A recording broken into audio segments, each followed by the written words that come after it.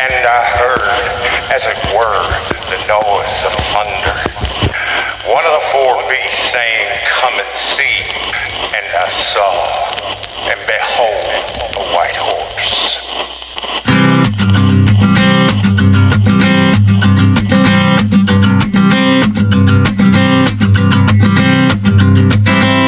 There's a man going around taking names. It's not over. And he decides who to It's not free, over until I who to say blame. so. Everybody won't be treated all the same. There'll be a golden ladder reaching down when the man comes around. The hairs on your arm will stand up at the terror in each. You ever sit there, man, and just think, what happens when the lights go out? Not like metaphorically, I mean literally. Imagine you're home. It's late. You're watching Netflix, or maybe you're scrolling on your phone, maybe halfway paying attention to the news. Everything's normal, right? Then suddenly, boom, power's gone. You wait for it to flicker back on, right? It always does. You're like, probably a transformer or something. But this time, it doesn't. So you grab your phone. No signal. You try the flashlight app. Battery's dead. You hit the wall switch just out of instinct, and nothing happens. That silence that follows, that's the part that freaks people out the most. Because it's not peaceful. It's empty. You don't realize how loud the modern world is until it all shuts off. The hum of the fridge, the background buzz of power lines, the AC kicking on, that's the sound of normal. And when it's gone, you feel it in your chest. It's primal. It's funny, man. We've built this entire world that basically it's an illusion. A fragile web of electricity and Wi-Fi and logistics that we treat it like it's permanent. But you shut it off for just one night, just one, and people start to crack. You ever notice that? Like, you see people lose their minds when their phone battery hits 5%. They start pacing around like junkies.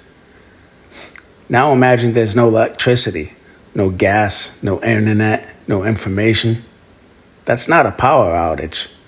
That's a full-blown reset. And you know what's wild? Nobody's ready for it. Like, not mentally, not physically, not emotionally. Most people can't even handle being uncomfortable for 10 minutes. Try taking away everything they depend on. See how fast they turn into animals. It's crazy to think about how soft we've gotten, man. You talk to people who grew up in, the Great Depression. They didn't even think about prepping. They just lived that way. They knew how to fix things, grow food, save supplies. Now we've got people panicking because Amazon delayed their package. We live in a world where survival means finding a phone charger before your battery dies. So yeah, when the lights do go out, it's not just darkness, it's exposure. You're going to see exactly how fragile everything and everyone really is. And that's what I want to dig into tonight. Not to scare you, but just to get you thinking. Because when the lights do go out, for real, it's not just about electricity.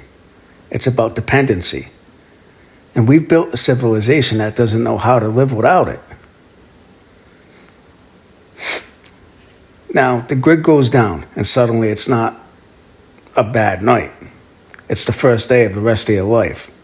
And it looks like nothing like the one you had before. So, all right, let's get into what happens next. So now what? The lights are out. Here's how it really goes down, man. The first few hours, everybody's chill. People are cracking beers, lighting candles, making jokes about, the apocalypse. It's kind of fun at first. You're like, haha, no Wi-Fi. Guess we'll play cards or something. But then it starts to sink in. You open the fridge the next morning and everything's warm. You go to make coffee, but the machine won't turn on. You get in your car to grab gas. Pumps are dead.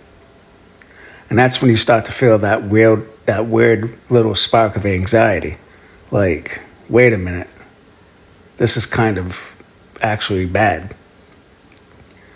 By the second day, things start to get ugly. The laughter dies down. Now you've got people standing in gas lines with 5-gallon cans, arguing. You got folks pulling cash out of drawers, but the ATMs don't work.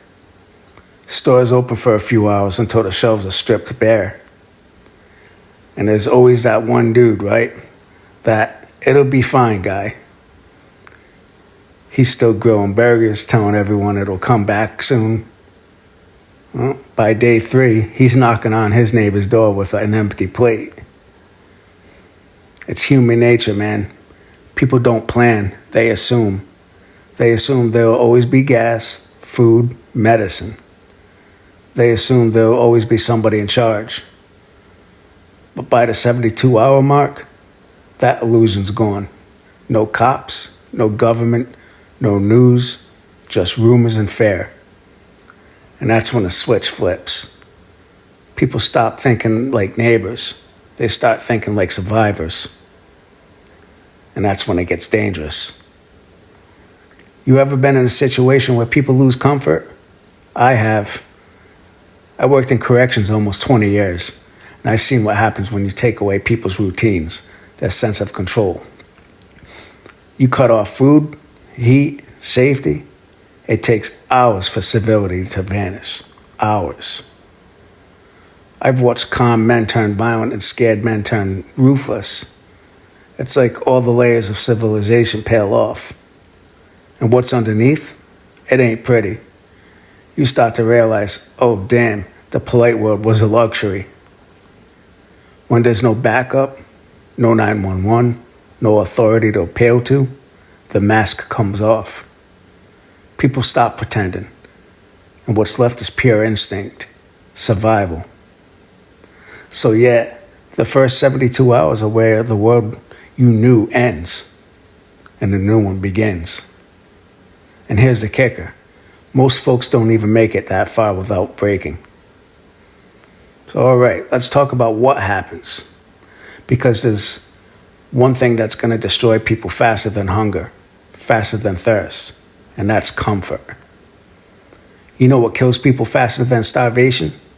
Comfort. Yeah, sounds weird, right? But I mean it. Comfort makes you weak. It dulls your instincts. It convinces you that hard times are never coming back. And that's what happened to this country, man. We've gotten too comfortable. We've forgotten what hard actually feels like. We've got grown adults, and I mean full-grown tax-paying adults, who completely lose their minds when DoorDash takes too long. They'll track that poor delivery guy like it's a hostage situation. Saying like, I ordered pad thai 40 minutes ago, where is it? Like, calm down. You're not starving. You just didn't get your second lunch on time. Imagine these people in a blackout. No phone, no food, no running water. They're going to lose their freaking minds. And I'm not even blaming them. We built this system that made them that way. Everything in our lives has been designed to make us soft. Everything's convenient. Everything's easy. You don't have to think. You just tap. Groceries show up. Your car tells you where to go. Your thermostat keeps you cozy. But here's the problem. Comfort rots your edge. Think about that. And when that comfort disappears, most people don't know how to function. They've never been hungry enough to ration food. They've never been cold enough to actually need a fire. They've never sat in real darkness. No glow from the phone, no hum from the fridge, just silence. You can't fake that experience, man. You can't YouTube tutorial your way out of that panic. When the lights go out and the reality check hits, you'll freeze. You'll panic. You'll start looking for someone to blame. And that's the part that scares me the most. Not the darkness itself, but how addicted we are to comfort. We've treated convenience like oxygen. And the second it's gone, people will suffocate. There's this idea out there, right? This fantasy that people will just, figure it out when things go bad. They won't. They'll wait. They'll expect someone to fix it. They'll stare at a dead phone like it's a lifeline, as if the screen's going to suddenly tell them what to do next. And you know what? That's hesitation. That dependency, it's deadly. Because when the grid collapses, there's no time to learn. You either know or you don't. You either act or you freeze. And once you freeze, you're food. It's dark, but it's true, man. That's why I always say the apocalypse won't kill you. Your comfort will. And that brings us to the next part. Because once people realize their comfort's gone for good, that's when things really start to unravel. You ever notice how fragile civilization actually is? Like, we pretend it's rock solid. We've got laws, order, comfort, but it's all built on a power grid that can collapse pretty much in an afternoon.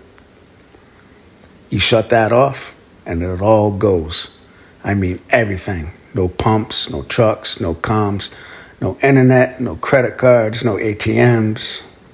I'm probably leaving a bunch of stuff out. I mean, we're talking your whole life. All those little digital strings, they just snap. Think about that ripple effect for a second. If the pumps don't work, trucks don't move. If trucks don't move, grocery stores are empty in a day. No trucks means no meds, no fuel, no restocks, nothing. And that's when people start to panic. You're not going to see calm lines and polite conversations. You're going to see desperation. And desperation is contagious. I don't care how civilized people think they are. Take away food and water, and the social contract disappears overnight. You'll have people looting, fighting, doing whatever it takes. And it's not because they're evil, it's because they're scared. You ever watch nature documentaries? You see what happens when animals get cut off from resources? They fight, they migrate, they change behavior. We're no different. We just wear better shoes. Now imagine this. Hospitals running on backup power maybe 48 hours. After that, nothing. Ventilators, incubators, dialysis, all dead weight. That's when you realize how many people are alive because of technology. And when that goes, man, it's going to get biblical out there. City water stops when the pressure tanks run dry. Gas stations turn into fortresses. You'll hear generators in the distance. Then you're going to hear the gunshots. That's the sound of normal dying. Because once people realize help isn't coming, all bets are off. And you can't call 911. You can't wait for FEMA. There is no cavalry. It's you, your home, your family, and whatever you've got prepared. And here's the truth, man. It doesn't take weeks for society to collapse. It's going to take hours. Hours before the panic starts. Probably a day before the violence begins. And by day 3, the cities are war zones. It's wild how fast everything falls apart when the lights go out. And most people don't get that. They think the system's invincible. But all it takes is one chain reaction, one cyber attack, one solar flare, one political misstep, and the whole thing buckles. We've built this giant, overcomplicated, fragile web of dependency. We act like it's eternal, but it's not. It's a sandcastle, and the tide's coming in. And that's why, man, you can't afford to live like everything's fine. Because when it finally happens, when the lights go out for real, it won't be a slow decline. It'll be instant. And the only people who will make it through are the ones who already knew it was coming. So let's talk about that. Not the fear, not the doom, but the mindset. Because it's not about paranoia. It's about being ready. And you know what's funny, man? Every time you talk about this kind of stuff, prepping, self-reliance, grid collapse, somebody rolls their eyes. They're like, oh, you're one of those doomsday guys, huh? And I'm like, nah, dude, I'm just not an idiot. There's a big difference between being paranoid and being prepared. Paranoia is panic. Preparation, that's discipline. Paranoia is emotional. It's fear-driven. Preparation's logical. It's calm. It's like jujitsu for life. You're not planning to fight, but you know how. You're gonna know how if it comes down to it, right? And that's how I look at this stuff. You don't buy food buckets because you want chaos. You buy them because you want to understand math. Systems fail. Grids break. Governments screw up. It's not a conspiracy theory. It's history. Just look at it. You don't need a tinfoil hat to realize how fragile this whole setup is. You need water, food, warmth, light, and a way to protect those things. That's it. That's the checklist. It's not crazy. It's common sense. But modern people, they've been conditioned to outsource everything. Outsource their security, their food, their comfort, their thinking. Everything's automated, man. They've got apps that remind them to drink water. Think about that for a second. We literally need notifications to stay hydrated. How long do you think that crowd's going to last when the grid dies? That's what I mean by prepared, not paranoid. It's not about fear. It's about ownership. Owning your survival, your skills, your outcome. Because when it comes down, there's no time to learn. You can't watch a YouTube video on fire starter when you've got 10 minutes of daylight left. You can't Google how to purify water when your battery's dead. You either know or you don't. And that's not meant to scare anybody. It's meant to motivate you because it doesn't take much to get ready. A few gallons of water, a couple weeks of food, a plan with your family, a way to defend your home. That's it. It's not sexy. It's not cinematic. It's real. And that small bit of readiness, that's the difference between panic and control. Because when a grid goes down, and it will eventually, you'll see the difference fast. You'll see who spent their time scrolling and who spent it preparing. And I'll tell you right now, the people who laughed at preppers, they're going to be the first ones knocking on your door. Believe that. And that's not your problem to solve. You warned them. So don't think of this like prepping for the apocalypse. Think of it like training for life. You don't get ready because you expect disaster. You get ready because you respect reality. That's not fair. That's freedom. All right. So let's bring it home. Let's talk about what happens after, because the lights will go out someday. And when they do, that moment will define who you really are. So yeah, one day the lights will go out. Maybe it's a solar flare, maybe it's an EMP, maybe it's just a system finally collapsing under its own stupidity. We don't know when, but we know it'll happen. Because everything man-made breaks eventually. Everything. And when it does, it won't be like a movie. There won't be a warning, no countdown timer, no dramatic music cue. It'll just happen. 1 minute you're making dinner, the next, the world's going quiet. No hum of the fridge, no phone notifications, no traffic noise outside, just silence. And in that moment, you're going to find out who you really are. All that stuff you thought that made you safe, your Wi-Fi, your smart home, your credit cards, your government, all gone. And it's just you. You and whatever you built before the lights went out. And that's the part most people don't get. They think survival is about guns and bunkers and canned beans. It's not. It's mindset. You can have all the gear in the world, but if your brain collapses the second things get hard, you're done. But if you're calm, focused, ready to adapt, you've already won. Because when you stop expecting help, you start becoming help. That's the difference between being a victim and being alive. And look, man, I'm not saying go live in a cave or grow a beard down to your waist. I'm saying just be ready. Be the kind of person who can handle it when things go sideways.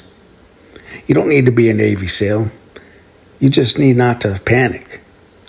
Because panic kills faster than hunger. So yeah, one day the lights will go out. And when they do, you're going to find out real quick who was ready and who was scrolling TikTok while the world was warning them. It's not about fear. It's about responsibility. And if you're listening to this right now, you already get it. You're ahead of the curve. You're thinking about things that 99% of people refuse to face. So stay ready, stay sharp, and don't ever apologize for being prepared. I'm the Mad Outdoorsman, and this is the Mad Broadcast. Do me a favor. Hit like, share this out, and subscribe. Because when the grid goes down, when it dies, the only voices left will be the ones who didn't need the lights to speak. See you on the next.